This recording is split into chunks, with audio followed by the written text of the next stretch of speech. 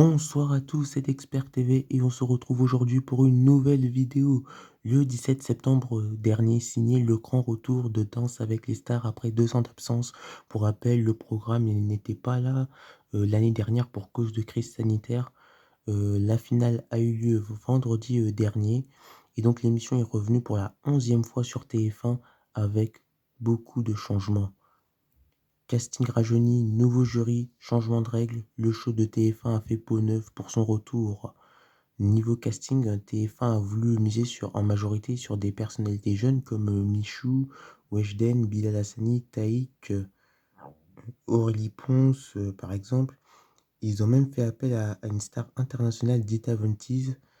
C'est la deuxième fois qu'une star internationale est candidate à Danse avec les stars, après Pamela Anderson en 2018. Et après des semaines de compétition, c'est Taïk qui a remporté cette saison avec Fovoto qui signe une troisième victoire dans l'émission de TF1.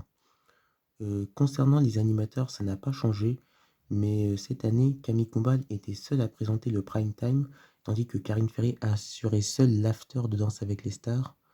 D'ailleurs, dites-moi en commentaire ce que vous pensez si vous pensez que Taïk méritait de gagner la saison aussi. Euh, Quant au jury, il a été remanié. Patrick Dupont étant décédé, malheureusement, Chaim ne voulant plus rempiler et Jean-Marc Généreux étant parti sur France 2, la production a décidé de les remplacer par Jean-Paul Gaultier, Denitsa Ikonomova, François Allu. Seul Chris Marquez, présent depuis le début de Danse avec les stars, a conservé son fauteuil de jury.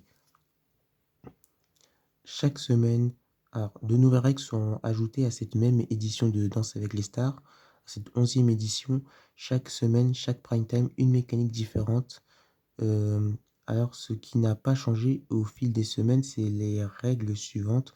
Le binôme qui a totalisé le plus de points à l'issue de la première manche se qualifie pour le prime suivant. Celui qui a eu la moins bonne note à l'issue de la première manche était envoyé directement au face-à-face sans passer par la deuxième manche.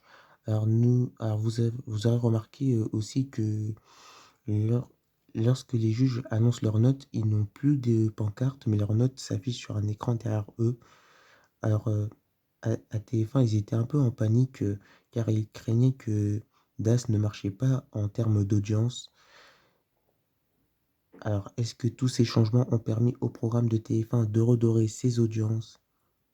Eh bien oui, et pour preuve, en moyenne, la 11e saison de Danse avec les stars a réuni 3 770 000 de téléspectateurs et 19,5% du public âgé de 4 ans et plus, 33,7% sur les ménagères de moins de 50 ans. Alors en replay, si on compte le replay, ça a 4 200 000 de téléspectateurs, 20,1% du public. Euh, donc en audience veille, la moyenne des téléspectateurs est en hausse de 500 000 téléspectateurs par rapport à 2019, où la saison 10 avait rassemblé 3 270 000 de téléspectateurs, 17,2% du public et 26,8% des ménagères de moins de 50 ans, donc ce qui était pas fou. À noter aussi que en 2019, Dals il est diffusé le samedi et cette année, ça a été diffusé le vendredi. Donc l'émission a fait sa plus belle audience lors de son lancement avec 4 330 000 d'aficionados et 22,4% du public, 38,1% en ménagère. Le programme était en tête des audiences et la finale a réuni 4 230 000 de personnes, 21,2% du public et 34% en ménagère. Rappelons que la finale de la saison 10 n'avait fait que 3 130 000 de personnes, 16,1% du public et 23,2% des ménagères de moins de 50 ans, ce qui est très faible. Et le succès est encore plus présent sur les jeunes, avec par exemple 48% des 4-14 ans, 53% des 15-24 ans et 42% des 15-34 ans qui ont regardé par exemple la finale selon TF1, ce qui est un record historique pour l'émission.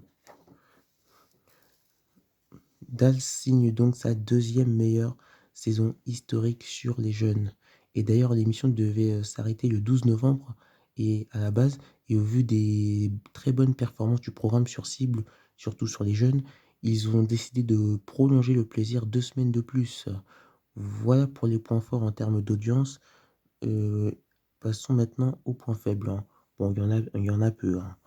Alors Dals est resté à l'antenne durant 11 semaines et sur 11 émissions, seulement 2 primes ont réussi à arriver en tête des audiences et les 9 autres épisodes sont arrivés derrière, les fictions de France 2. On on peut dire que TF1 a eu du mal à rivaliser avec France 2 et ça c'est encore, ça s'est encore plus vu face aux fictions, hein, de France 2, notamment face à Capitaine Marlowe où le programme a connu ses plus bas scores de la saison.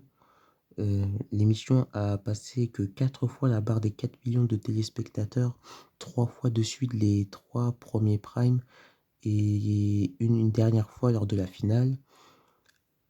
Alors, qu'est-ce que j'ai pensé de cette saison?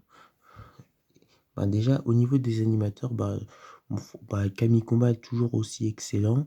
Pour moi, je lui ai dit, c'est le meilleur animateur, de l'histoire de Danse avec les stars et Karine Ferry qu'on a découvert dans un tout nouveau truc, hein, animatrice de deuxième partie de soirée, d'un débrief.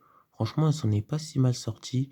Bon après, je la trouve pas très super à l'aise, mais voilà, je pense qu'elle s'en sort bien. Mais c'est pas cata, mais voilà, c'est pas top non plus, mais elle s'en sort bien. Concernant le jury, pour moi, Chris Marquez toujours au top, malgré que je le trouve plus gentil, hein, que les années précédentes. Enfin, c'est une impression. Voilà, sinon le reste, François Lude et Nitsa Ekonomova, franchement, ils ont été parfaits. Par contre, Jean-Paul Gaultier, alors lui, c'est le pire, hein, c'est l'arnaque de cette saison. Je ne comprends pas ce qu'il foutait là. Franchement, je ne comprends pas, quoi.